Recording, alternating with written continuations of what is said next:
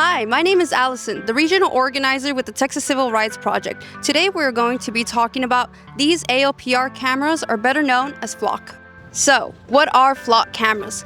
Flock cameras are automatic license plate readers that track our everyday movements through flagging our license plates and tracking their serial numbers and saving them to the database, which can then be used and accessed by law enforcement or other individuals. So how did these cameras end up popping up all over the RGV? The promise that the company Flock made to our city officials and our law enforcement was a promise of safety. Safety for our community, safety that if our vehicles were stolen, they would be able to find them. Safety that if children went missing, they would use these cameras to quickly locate them, and many other promises.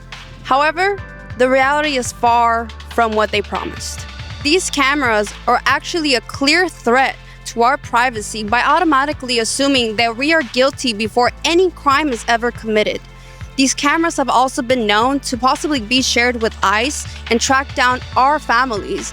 They have also been used by law enforcement themselves to track their own individual ex-partners. So now imagine this. You can't even go buy groceries anymore without being flagged or having your license plate read by one of these cameras. Why? Because in just 2026 itself, there have been over 300 cameras installed all across our RGV neighborhoods. But that does not mean that we are powerless.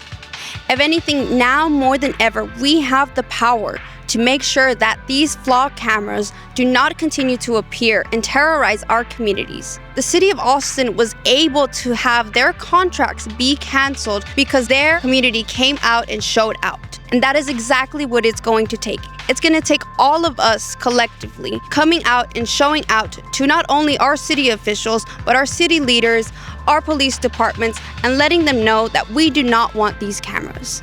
So join us on the week of August 17th for No ALPR Week of Action, where we will be educating and teaching you ways in which you can take action against these cameras, because the last thing our RGV community needs is further militarization and assuming that we are criminals before any offense is ever committed.